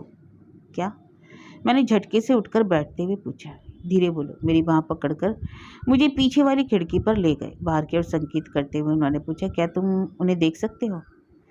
अभी तक मैंने अपनी आंखें मलकर अपनी नींद नहीं भगाई थी। व्योमकेश के बर्ताव ने मुझे कोई अप्रत्याशित दृश्य देखने के लिए विवश कर दिया, लेकिन मैंने जो कुछ देखा उसे केवल घूरता रह गया। एक खुले मैदान में खरपतवार और झाड़ियों के बीच लगभग 15 या 20 फीट की दूरी पर मुझे अर्धगोलाकार स्थिति में 6 बालू जैसी आकृतियां चंद्रमा की ओर दिखाई देती रहीं। प्रथम दृष्टया में मुझे काले कुत्ते जैसे प्रतीत हुए। काले कुत्ते, मैंने कहा, परंतु जब उन्होंने संवेद स्वर में चिल्लाना शुरू किया तो मेरा सारा संदेह दूर हो गया। वह सियारों का समूह था जो चंद्रमा के प्रकाश में अपने संगीत की मधुर तान सुना रहा था। मेरे चेहरे की भंगिमा देखकर व्योमकेश की हंसी फूट पड़ी। सियार चौंकते हुए वहां से भाग गए। अरे ये सब क्या है? मैंने पूछा। आधी रात को मुझे जगाकर सियारों को घूरने के लिए जगाने की क्या तुक है? क्या तुमने अभी तक चंद्रमा के प्रकाश में सियारों को देखा है? व्योमकेश ने पूछा। सियारों को चांद की रोशनी में देखने से क्या होता है? आशीर्वाद मिलता है तुम्हें। अज्ञानता का अंधकार दूर हो जाता है। चलो अब खाना खाते हैं, मुझे भूख लगी है। लैंप की रोशनी तेज करके हम अपना डिनर करने बैठ गए। मैंने देखा कि वैसे तो व्योमकेश किसी भुक्कड़ आदमी की तरह खाना अपने मुंह में डाल रहे थे, फिर भी वह अत्यंत खुश नजर आ रहे थे। आप इतना प्रसन्न किस बात पर हो रहे हैं? मैंने पूछा। इतनी देर तक आप कहाँ थे? क्या आप बागमारी में थे? बागमारी में तो मेरा काम रात के 9 बजे ही पूरा हो गया था। उसके बाद? बागमारी में आपको ऐसा कौन सा जरूरी काम था? मुझे दाशु, पताल और गोपाल से मिलना था। मैं देख रहा हूँ कि आप मुझे बताना नहीं चाहते। अच्छी बात है, फिर उसके बाद क्या हुआ? उसके बाद मैं संताल गोला वापस जाकर इंस्पेक्टर सुखमय से मिला। उसमें 1 घंटा लग गया। उसके बाद मैं स्टेशन गया। हरिविलास बाबू वहाँ नहीं थे। उन्हें उनके बिस्तर से उठाना पड़ा। मुझे एक लंबी टेलीफोन वार्ता करनी थी। इस समय थाने में 5 से अधिक लोग नहीं हैं। सुबह तक 10 लोग और आ जाएंगे। मैं वहाँ सारा प्रबंध करने के बाद ही वापस लौट सका। तो आपको यह जानने में कोई दिलचस्पी नहीं है कि प्रणकेश बाबू ने क्या कहा? मैंने पूछा। हाँ, जानना तो मैं चाहूँगा। मुझे सारी बात विस्तार से बताओ। मैंने उन्हें शुरू से अंत तक प्रत्येक विवरण दिया। व्योमकेश ने बड़े ध्यान से सुना, परंतु कोई रुचि नहीं दिखाई। खाना खाने के बाद अपने हाथ देते हुए उन्होंने कहा, प्रत्येक दंपत्ति में यदि एक मूर्ख होता है तो दूसरा मक्कार। यही तो प्रकृति का नियम है। हम लोगों के इत्मीनान से बैठ जाने के बाद मैंने पूछा, आपकी जेब में वह क्या चीज़ है? व्योमकेश थोड़ा चकित ही नहीं बल्कि व्यथित भी दिखाई पड़े। यह बंदूक, मेरे कहने का तात्पर्य है कि पिस्तौल है, उन्होंने कहा। आपको यह कहाँ मिली? पुलिस स्टेशन में। यह इंस्पेक्टर सुखमय की पिस्तौल है। मैं देख रहा हूँ कि आपको स्पष्टीकरण देना नहीं चाहते। ठीक है, अब मुझे सोने दीजिए। हाँ तो सो जाओ, मुझे आज सारी रात जागना है। यदि हथगोले वाला आदमी डर गया तो क्या होगा, इसलिए सतर्क रहना ही ठीक है। फिर मैं भी आपके साथ जागूंगा। हमने सारी रात जागते हुए बिताई और सौभाग्यवश कोई बाधा नहीं उत्पन्न हुई। सुबह के प्रारंभिक घंटों में अंततः व्योमकेश की जुबान खुली और मुझे हमारी अनजान चिड़िया की जानकारी मिली। हम सुबह 7 बजे बाहर गए। व्योमकेश ने अपने ऊपर एक शॉल लपेट ली ताकि पिस्तौल पर किसी की नजर न पड़े। अभी तक दुकानों अथवा सड़क पर कोई हलचल शुरू नहीं हुई थी। एक आध घोड़ा तांगे के साथ इक्का दुक्का बैलगाड़ियां इधर उधर दिखाई दे रही थी। हम मारवाड़ी बद्रीदास की मिल में दाखिल हो गए। वह अपने नितंबों पर उकड़ू बैठा हुआ अपने दांत साफ कर रहा था। उसके बगल में पानी का भी एक जग पड़ा हुआ था। पहले तो उसका ध्यान हमारी ओर नहीं गया, लेकिन जब हम लोग थोड़ा और निकट गए तो किसी पिंजरे में फड़फड़ाती चिड़िया की तरह उसकी आंखें इधर उधर नाचने लगी। उसकी देहाती दातून उसके हाथों से छूटकर नीचे जमीन पर गिर पड़ी। आपको हमारे साथ चलना होगा सेठ जी, व्योमकेश ने कहा। क्या? पीछे गिरने से पहले थोड़ा उठते हुए बद्रीदास ने पूछा। हम आपकी मिल में तलाशी लेने जा रहे हैं, व्योमकेश ने स्पष्ट किया। इस क्षेत्र का एक सम्मानित नागरिक होने के नाते हम आपको एक गवाह के रूप में अपने साथ रखना चाहते हैं। अरे नहीं, पानी के जग से एक तरफ निरंतर कुल्ला करते हुए उसने विरोध किया। हम वहाँ से दोबारा चले गए। हमें विश्वनाथ मलिक की मिल तक पहुँचने में 5 मिनट लगे। हम मिल के गेट के पास मुख्य लेखाकार नीलकंठ अधिकारी से मिले। इतनी सुबह? उसने अपनी हथेली माथे पर रखते हुए पूछा। आपके मालिक कहाँ हैं? व्योमकेश ने प्रश्न किया। वे अपने कमरे में चाय पी रहे हैं। चलो उनसे मुलाकात करते हैं। अच्छी बात है। विश्वनाथ, अपने कमरे में मेज पर बैठे हुए डबल रोटी और मक्खन के साथ आधा उबले हुए अंडे का नाश्ता कर रहे थे। हमें देखते ही उनका जबड़ा ढीला पड़ गया। उनके गले से एक अस्वाभाविक आवाज़ निकली, व्योमकेश बाबू, हमारे पास इतनी जल्दी आने के अलावा कोई और विकल्प नहीं था। व्योमकेश ने उसे सूचित किया, लेकिन कोई जल्दी भी नहीं है, आप आराम से अपना भोजन समाप्त कीजिए। आपको कौन चाहिए? विशु बाबू ने अंडे को एक तरफ धकेल कर हकलाते हुए पूछा। उनके दुबले पतले चेहरे पर का रंग धीरे धीरे उड़ने लगा। मैंने आपसे तो कल कहा था ना कि आपकी मिल में तलाशी लेना गैर जरूरी है, परंतु आज मैं कुछ अलग महसूस कर रहा हूँ, व्योमकेश ने उत्तर दिया। विशु बाबू के माथे की नसें फूलने लगी। वह लगभग फट्टे की कगार पर पहुंच गए थे, लेकिन बड़ी कोशिश के बाद उन्होंने अपने ऊपर काबू पाया और उनके होठों पर मुस्कान लौट आई। आपने अचानक अपना इरादा क्यों बदल दिया? उन्होंने पूछा। मेरे पास अपने कारण है, व्योमकेश ने अनुक्रिया की। मैं कल शाम को रामधी नहीं गया। मैं आपके जंगल में कपास के पेड़ के पास छिपा हुआ था। गांव के 3 छोकरे भी मेरे साथ थे। हमने कल रात जो कुछ देखा उसने आज मुझे अपना इरादा बदलने के लिए विवश कर दिया, विश्वनाथ बाबू। विश्वनाथ बाबू की आंखें अचानक फटी की फटी रह गई। अपने कांपते हाथों से एक सिगरेट जलाते हुए उन्होंने अपनी जेब से चाबी का एक छल्ला निकाला और उसे अपनी उंगली में फंसाकर घुमाते हुए पूछा, और यदि मैं अपनी मिल की तलाशी लेने की अनुमति ना दूं तो आप क्या करेंगे? आपकी इच्छा का अब कोई महत्व नहीं है, व्योमकेश ने कहा। मेरे पास तलाशी का वारंट है। दिखाइए वारंट। व्योमकेश ने जैसे ही अपना हाथ जेब में डाला, विशु बाबू ने एक झटके में चाबी से अपनी दराज खोलने की कोशिश की। व्योमकेश ने जब अपनी जेब से हाथ निकाला तो उसमें पिस्तौल थी। खबरदार, दराज मत खोलना, उन्होंने उसे चेतावनी देते हुए कहा। व्योमकेश के हाथों में पिस्तौल देखते ही विशु बाबू ने कोने में बैठी किसी जंगली बिल्ली की तरह फौरन अपना सर घुमा दिया और दराज खोलने की कोशिश छोड़ दी, लेकिन उनके गले से एक धमकी भरी आवाज़ बाहर आई। सीटी बजाओ अजीत, व्योमकेश ने आदेश दिया। मैं अपनी जेब में पुलिसिया सीटी लिए तैयार था। मैंने उसे जोर से बजा दिया। 1 मिनट के अंदर ही इंस्पेक्टर सुखमय अपने साथियों के साथ अंदर आ गए। विश्वनाथ मलिक को गिरफ्तार कर लो और उसके हाथों में हथकड़ियां डाल दो, इंस्पेक्टर सामंत, व्योमकेश ने निर्देश दिया। उसके हाथ में दराज की चाबी है, उसे खोलो और सावधान रहना, दराज के अंदर हथियार है। विश्वनाथ मलिक को आसानी से गिरफ्तार नहीं किया जा सका।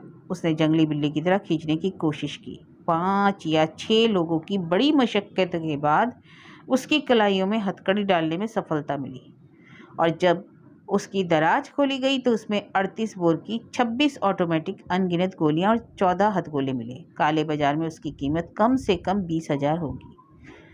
पुलिस से घिरे हुए विश्वनाथ मलिक ने नपुंसक घृणा का प्रदर्शन किया।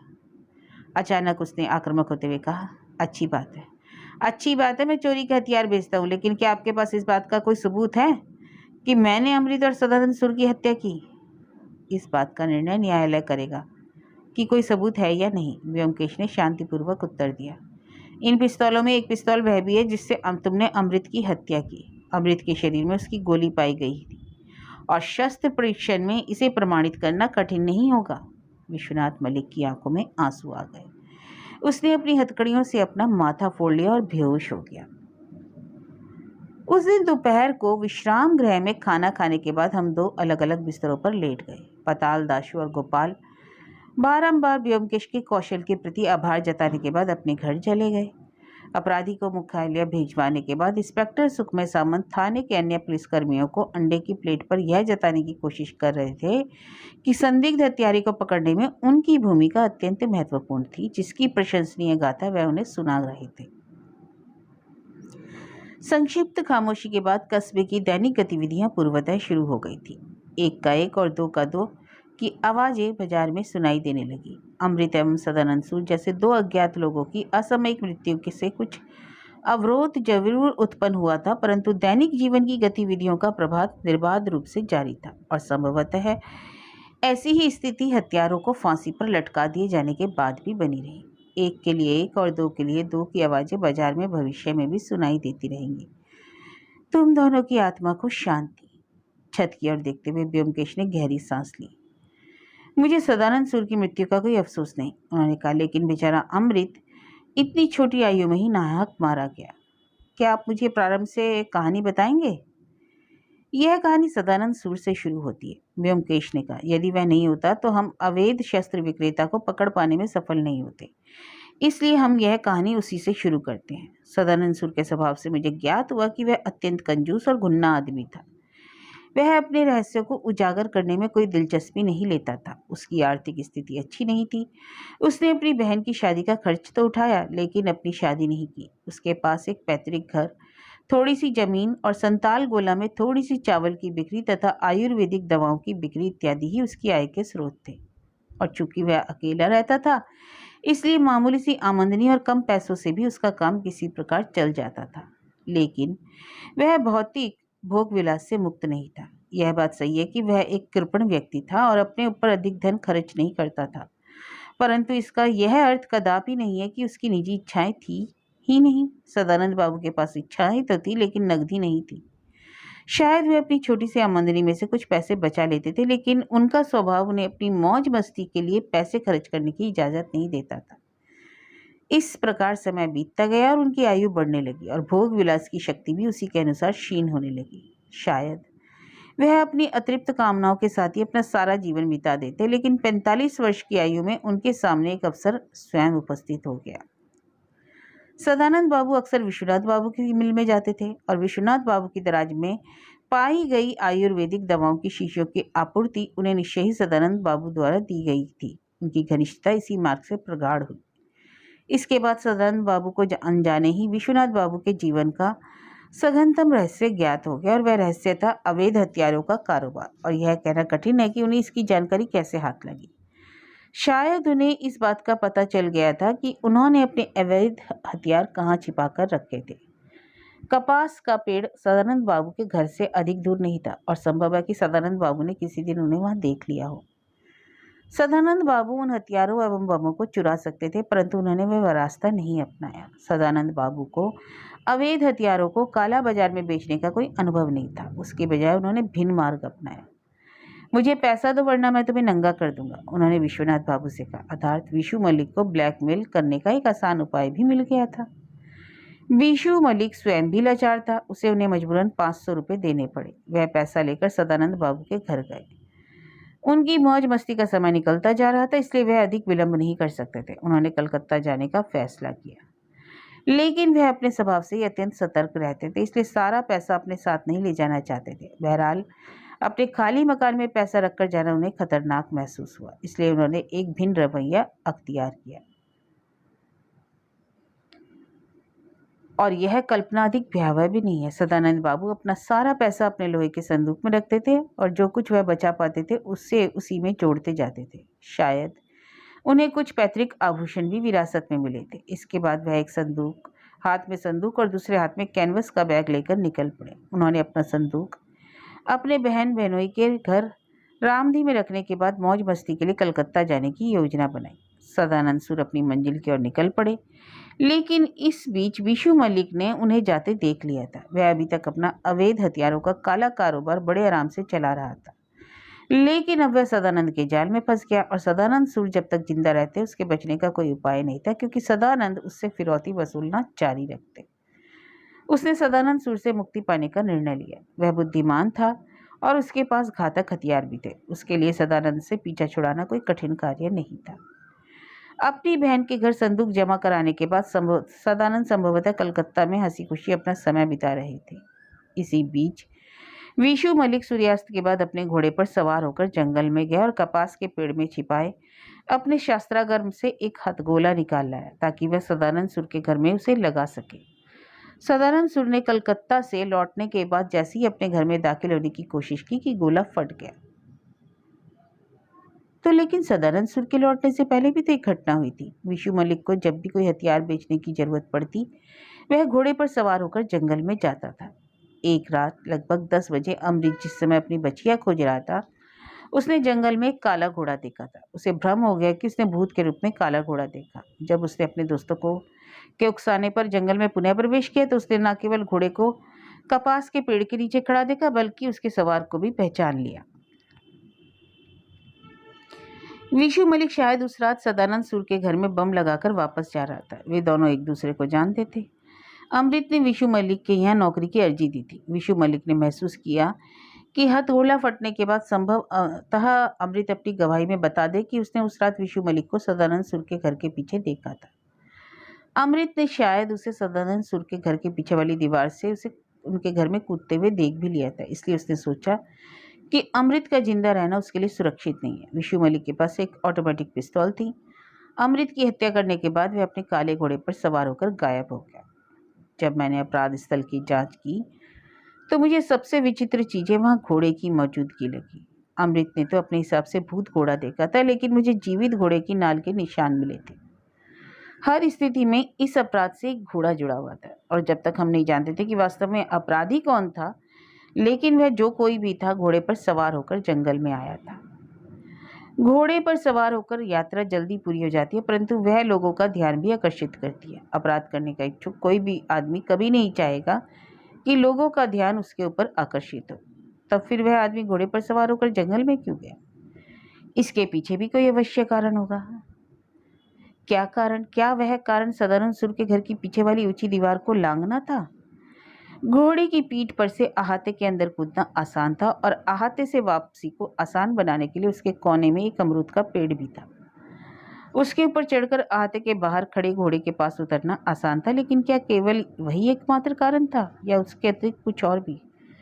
इसका उत्तर मुझे कल रात मिला, लेकिन जब तक काफी देर हो चुकी थी। सदानंद सुर अपनी योजना के अनुसार घर वापस लौटे। वह अपने साथ संदूक नहीं लाए। शायद वह कुछ दिन आराम करने के बाद अपने बहनोई के घर से संदूक लाने वाले थे, लेकिन यह इच्छा उनकी पूरी न हो सकी। अपने घर में प्रवेश कर का प्रयास करते समय हमारी आंखों के ठीक सामने उनकी अकाल मृत्यु हो गई। उनकी मृत्यु के बाद सारा मामला मेरी समझ में आ गया। जिस आदमी को मैं यहाँ पकड़ने आया था उसी ने अमृत और सदानंद सुर दोनों की हत्या की थी। जिन लोगों ने हथियार खरीदे थे वे सब लोग बाहरी थे, परंतु हथियार बेचने वाला व्यक्ति बाहरी नहीं था। अमृत और सदानंद सुर दोनों उसे जानते थे। अमृत ने उसे जंगल में देख लिया और सदानंद सुर ने उससे फिरौती वसूलना शुरू कर दिया था। अब केवल दो चीजें अज्ञात रह गई थी। वह कौन था कि काले घोड़े पर सवार होकर जंगल में क्यों जाता था? अमृत ने कहा था कि भूत घोड़े की नाक से लपटें निकल रही थी। यह उसकी दिमागी कल्पना भी हो सकती थी, दूसरी ओर आंशिक तौर पर सच भी। इसलिए काले घोड़े की जांच करना जरूरी हो गया था। पूछताछ से पता चला कि संताल गुलाम में केवल एक ही काला घोड़ा था जो बद्रीदास मारवाड़ी के पास था। तब क्या बद्रीदास ही असली अपराधी था? वह किसी सर्पीली मछली की तरह एक चिकना घड़ा था। वह मिलावटी चावल तो बेच सकता था, उसकी संकीर्णता उसके चेहरे पर झलकती थी, लेकिन हथियार बेचने की हिम्मत उसके अंदर नहीं थी। और दो की तो बात छोड़िए, वह एक भी हत्या करने का साहस नहीं रखता था। इसके अलावा उसके लिए घोड़े की सवारी करना भी पूरी तरह असंभव था। मेरे गुमनाम खत का एक नतीजा तो यह निकला कि कुछ लोगों का नाम संदिग्धों की सूची से काटा जा सकता था। मिसाल के तौर पर जमनादास गंगाराम। उन्होंने वह पत्र पुलिस को दिखाया, इसलिए वह संदिग्ध अपराधी नहीं हो सकता। मैंने सबसे पहले नफर कुंडू पर संदेह किया, परंतु पता चला उसके पास कोई घोड़ा नहीं था। कोई आदमी हत्या करने के लिए घोड़ा उधार नहीं मांग सकता। प्रण केष्टपाल का नाम मैंने पहले ही सूची से काट दिया। उसके लिए ट्रॉली पर बाघमारी जाना तो संभव था, परंतु उसके साथ ट्रॉली को धक्का देने वाले कुली भी होते थे। अतः उनकी जानकारी के बिना उसके लिए हत्या संभव नहीं थी। मैं केवल यह जानने का इच्छुक था कि सदानंद सुर के संदूक में क्या था। हर सूरत में संदिग्धों की सूची केवल 3 नामों पर जाकर समाप्त हो गई: बद्रीदास मारवाड़ी, विशु मलिक और इंस्पेक्टर सुखमय। इंस्पेक्टर का नाम सूची से अलग नहीं कर सकता था, क्योंकि उसके पास भी एक घोड़ा था। यद्यपि वह काला नहीं था और किसी अन्य के लिए इस प्रकार का कारोबार करना सरल नहीं था। यहाँ चिराग तले अंधेरा होने की कहावत चरितार्थ होती थी। लेकिन जैसे ही मुझे पता चला कि विशु मलिक किसी जमाने में जॉकी था, मेरा सारा संदेह उसके ऊपर केंद्रित हो गया। इसके अलावा मुझे इस बात की भी जानकारी मिली कि उसने सदानंद सुर को 500 रुपये दिए थे। सच्चाई यह थी कि उसने वास्तव में उसे ऋण नहीं बल्कि रिश्वत दी थी, और कोई भी कारोबारी सदानंद सुर जैसे भुक्कड़ आदमी को बिना किसी शर्त के पैसा उधार नहीं दे सकता। मैंने विशु मलिक के लिए एक जाल बिछाया और उसे अपने विश्वास में लेकर अपने मन और दिल की सारी बात उसे बता दी। मैंने हमेशा यही सोचा था कि हथियारों को जंगल में छिपाना संभव था। मैंने अनुमान लगाया कि हथियारों को कपास के पेड़ के पास कहीं जमीन में दफनाया गया था। विशु मलिक ने जब सुना कि हम जंगल की तलाशी लेने वाले हैं तो उसकी चिंता बढ़ गई, और यह बात सही भी थी कि हथियारों को बड़ी सावधानी से छिपाया गया था। फिर भी आप यह बात कभी नहीं मान सकते कि एक दिन पुलिस उन्हें खोज लेगी। विशु मलिक संभवतः कभी पकड़ा नहीं जा सकता था, परंतु लाखों रुपए के अवैध हथियार अवश्य जब्त किए जा सकते थे। विशु मलिक के ऊपर लालच हावी हो गई। कल शाम को जब मैं रामधी जाने के लिए गाड़ी पकड़ रहा था, विशु मलिक वहां यह सुनिश्चित करने के लिए आया था कि मैं वास्तव में जा रहा हूं। दरअसल मेरी रामधी जाने की कोई योजना थी ही नहीं। मैंने अगले स्टेशन पर उतरकर भागमारी जाने का फैसला किया था, लेकिन किस्मत ने मेरा साथ दिया और गाड़ी गांव के आगे जाकर खड़ी हो गई। गांव में मैंने पाताल दाशु और गोपाल को अपने साथ लिया और उनके साथ जंगल में चला गया। पूरे जंगल की तलाशी लेना संभव नहीं था, लेकिन मैंने सदानंद सूर के घर के पीछे वाली दीवार, जहां नाल का निशान मिला था, और कपास के पेड़ की ओर जाने वाले रास्ते को घोड़े के पांव के निशान खोजने के लिए छान मारा, लेकिन मुझे वहां कुछ नहीं मिला। अब क्या करें? सूर्यास्त में अधिक विलंब नहीं था। मैंने एक सिगरेट पीते हुए अगली योजना बनाई। मैंने लड़कों से कहा कि चलो संताल गोला चलते हैं। संताल गोला के किनारे तक पहुंचने के लिए हमने जंगल का रास्ता लिया। वहां जंगल लगभग 150 गज चौड़ा था। उसके एक और स्टेशन और दूसरी ओर कोऑपरेटिव बैंक था। उन दोनों के बीच विशु मलिक की मिल थी। कटीली तारों की 4 दीवारी के अंदर जाने के लिए एक छोटा सा गेट लगा था। मैंने पाताल को अपनी योजना समझाई। मैंने उससे कहा कि वे लोग थोड़ी थोड़ी दूरी पर पेड़ों पर चढ़ जाए और जंगल से होकर कपास के पेड़ की तरफ घोड़े पर चढ़कर अथवा पैदल जाने वाले लोगों पर नजर रखे। वे लोग उसे पहचानने का प्रयास करें, किंतु किसी भी सूरत में खुद पकड़ने की कोशिश ना करें। पाताल सीधे विशु मलिक की मिल के सामने वाले पेड़ पर चढ़ गया। दासू स्टेशन की ओर गया और गोपाल बैंक की ओर। उस रात भी आसमान में चंद्रमा नहीं था। कोई भी आदमी उनकी नजर में आए बिना किसी भी सूरत में जंगल में दाखिल नहीं हो सकता था। उन लोगों के एक के बाद एक पेड़ पर चढ़ जाने के बाद मैं वापस कपास के पेड़ की तरफ चला गया। उस पेड़ ने मेरे मन में अनेक संदेह उत्पन्न किए थे। अमृत को उसी पेड़ के नीचे मारा गया था। यदि उस रहस्य की कोई चाबी तो नहीं थी, वह निश्चय ही जंगल में कहीं थी और उसे कपास के पेड़ के पास होना चाहिए था। और जब मैं पेड़ की ओर लौटा तो सूर्यास्त हो चुका था और चांद निकल आया था। मैं पेड़ से लगभग 20 या 25 गज की दूरी पर एक खुरदरे पेड़ पर चढ़ गया। मैंने वहां किसी चीते की शिकारी की तरह प्रतीक्षा करने की योजना बनाई। मेरे पास कोई हथियार नहीं था, क्योंकि मैं वहां केवल अपने चीते को देखने गया था और मुझे इस बात की कोई जानकारी नहीं थी कि वह आएगा या भी नहीं। लेकिन यदि वह आएगा तो निश्चय ही रात 9 बजे के पहले आ जाएगा। कपास के पेड़ ने अपनी बहुत सारी फूल और पत्तियां नीचे गिरा दी, इसलिए उसके नीचे कोई छाया नहीं थी। चंद्रमा ज्यों-ज्यों ऊपर चढ़ता गया, उसका प्रकाश भी त्यों-त्यों बढ़ता जाता। अचानक किसी नज़दीकी पेड़ पर कोयल बोलने की आवाज़ सुनाई दी। बड़ी अजीब स्थिति थी। एक तरफ मैं अपने शातिर हत्यारे की एक झलक पाने के लिए बेताब था और दूसरी तरफ वहाँ कोयल की आवाज़ सुनाई दे रही थी। यह दुनिया भी अजीब है। थोड़ा समय और बीत गया। अपनी घड़ी पर निगाह डालते हुए मैंने देखा उस समय 7:45 बजे थे। तत्काल मैंने सूखी पत्तियों पर किसी के चलने की आवाज़ सुनी। मैंने गर्दन घुमाई तो देखा कि एक घोड़ा पेड़ों के पीछे से सधे हुए कदमों से परछाई की भांति चला आ रहा है। वह एक काला घोड़ा था। उसकी पीठ पर एक काले कपड़ों वाला आदमी सवार था। यूं तो उसका चेहरा नहीं देख पाया, लेकिन वह किसी प्रशिक्षित जॉकी की तरह नजर आया, जो चौकन्नी नजरों से इधर उधर देखता चला आ रहा था। घोड़ा सीधे कपास के पेड़ के तने के पास जाकर किसी बुत की तरह स्थिर हो गया। उसके बाद मैंने जो कुछ देखा वहां कोई सर्कसिया कारनामा था। घुड़सवार ने घोड़े की पीठ पर खड़े होकर पेड़ के तने में बने सुराख में अपना हाथ डाल दिया। जमीन से लगभग 10 फीट ऊपर जहाँ से शाखाएं शुरू होती हैं, उस पेड़ में एक कोटर बना हुआ था। ऐसा प्रतीत होता था मानो वह किसी अज्ञात पक्षी का घोंसला हो। अब तक तो तुम समझ गए होंगे कि अपराधी घोड़े पर सवार होकर ही जंगल में क्यों जाता था। हथियारों को जमीन में दबाकर नहीं रखा गया था, वे उसी कोटर में 10 फीट ऊपर रखे हुए थे। कपास के पेड़ में कटीली झाड़ियां थी, जिस पर आदमी तो क्या गिलहरियां भी नहीं चढ़ सकती थी। हथियारों को छिपाने के लिए उससे सुरक्षित कोई अन्य स्थान नहीं हो सकता। किसी सीढ़ी से उसके ऊपर चढ़ा अवश्य जाता, लेकिन जंगल में सीढ़ी कौन लगाने जा रहा था। वैसे भी तो जंगल में सीढ़ी ले जाना निरापद नहीं था, क्योंकि वह किसी की भी नज़र में आ सकती थी। इसलिए घोड़ा सर्वाधिक सुरक्षित था, और ख़ास तौर पर तब जब उसे किसी जॉकी द्वारा प्रशिक्षित किया गया हो। बहरहाल सवार ने अपने बाएं हाथ में एक बैग थाम रखा था। उस सुराख के अंदर दाहिना हाथ डालकर एक एक करके सारे हथियारों को अपने बैग में भर लिया। तब तक मैंने घुड़सवार को पहचान लिया। वह विशु मलिक था। वैसे यदि मैं उसका चेहरा ना भी देखता तो उसके टेढ़े पैरों और पतले नाटे कद को देखकर पहचान सकता था, और मेरा अनुमान बिल्कुल सत्य था। लेकिन एक अन्य पहेली अभी भी शेष थी। मलिक ने काला घोड़ा कहाँ से प्राप्त किया?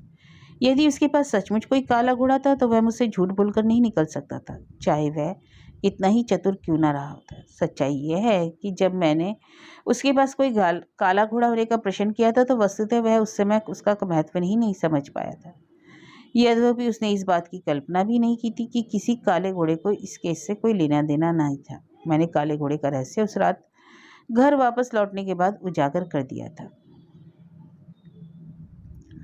अब उसके बाद की दास्तान पर आते। इस बीच हथियारों से भरा बैग लेकर वह अपने घोड़े पर सवार हो गया। उसके वहां से अदृश्य होने के बाद मैं पेड़ से नीचे उतर आया और पेड़ों के साए में गायब हो गया। घड़ी ने उस समय 8:15 बजे का समय दिखाया। मैं उस स्थान की ओर चल पड़ा जहाँ पाताल दिशु और गोपाल छिपे हुए थे। मेरी योजना सफल हो गई। चूंकि पुलिस अगले दिन जंगल की तलाशी लेने वाली थी, इसलिए विशु मलिक ने हथियारों को वहां से एक रात पहले हटा दिया था। अब प्रश्न यह था कि हथियारों को जंगल से लाने के बाद कहाँ छिपाया था। केवल अपराधी को खोज निकालना ही तो काफी नहीं था, हमें हथियारों को भी खोजना था। जब मैं जंगल के किनारे पहुंचा तब तक पाताल अन्य लोग भी पेड़ों से नीचे उतर रहे थे। वे मुझे देखने लगे। तीनों अत्यंत रोमांचित थे। उन्होंने सवार को जंगल में जाते हुए न केवल देख लिया था बल्कि पहचान भी लिया था। विशु मलिक अपने मिल के पिछले दरवाजे से घोड़े पर सवार होकर निकला था। वह ठीक उसी पेड़ के नीचे से होकर गुजरा था जिस पर पाताल चढ़ा था। लगभग 40 मिनट बाद वह हथियारों के साथ फिर वापस लौटा और अपनी मिल के उसी दरवाजे से अंदर चला गया। मैंने पूछा, क्या तुम लोग इस बात से पूरी तरह आश्वस्त थे कि वह अपनी ही मिल के दरवाजे में गया था? जी नहीं, वह कहीं और नहीं गया था, पाताल ने उत्तर दिया। मैंने राहत की सांस ली। विशु मलिक कम से कम तब तक तो हथियारों को अपनी मिल में ही रखेगा जब तक कि पुलिस जंगल की तलाशी पूरी नहीं कर लेती। मैंने उससे सुबह ही बता दिया कि पुलिस उसकी मिल की तलाशी नहीं लेगी, जिस पर उसने विश्वास कर लिया। अवश्य ही विशु मलिक ने मुझे कोई सीधा सच्चा इंसान मान लिया था।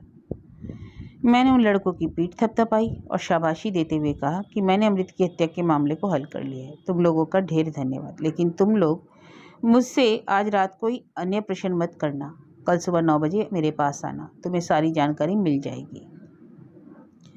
वे लोग वापस अपने गांव चले गए और मैं पुलिस स्टेशन। इंस्पेक्टर सुखमय से पिस्तौल लेने के बाद मैं रेलवे स्टेशन गया। जब मैं वहां सारे प्रबंध करके लौटा तो आधी रात हो चुकी थी और तुम खर्राटे मारकर सो रहे थे। तुम्हें जगाए बिना मैं पीछे वाली खिड़की पर गया। मैंने बाहर मैदान में कुछ जानवरों को देखा। मैंने पहले महसूस किया कि वे कुत्ते नहीं बल्कि सियार थे। काले कुत्तों का रहस्य तत्काल उजागर हो गया। सियार काले नहीं बल्कि भूरे होते हैं, किंतु वे भी काले दिखाई दे रहे थे। और वह घोड़ा भी काला नहीं बल्कि गहरे भूरे रंग का था। चंद्रमा के प्रकाश में सभी भूरी रंग की चीजें काली दिखाई पड़ती हैं।